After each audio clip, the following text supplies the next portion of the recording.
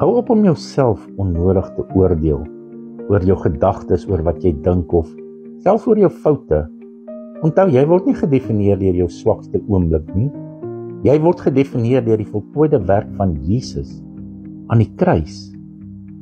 2 Korintiërs 5 vers 17 sê, as iemand in Christus is, sy 'n nuwe skepsel, die ou dinge het verbygegaan. Kyk, alles het nuut geword. Wat 'n dikwels veroordeel ons onsself omdat ons sukkel met sondige gedagtes, siekte, armoede en mislukkings. Luister vir my mooi vandag. Geen van daardie goed verander die waarheid nie. Jy's versoen met God. Jy's geliefd en regverdig in Christus as jy in hom glo en hom aangeneem het. Onthou, bekommernis is jou vyand.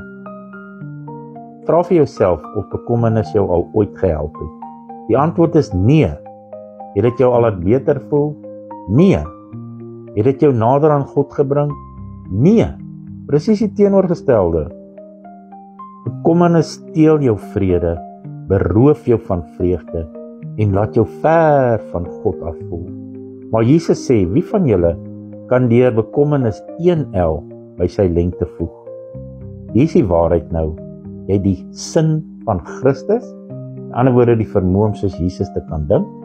Jy's vergewe, geliefd en vir ewig een met God gemaak. Maak vandag al daai leuns stil, ook die bekommernis, en verklaar die waarheid.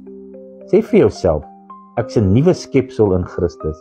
Ek is verordineer, ek is geroep, geregverdig en verheerlik deur dit wat Jesus vir my gedoen het.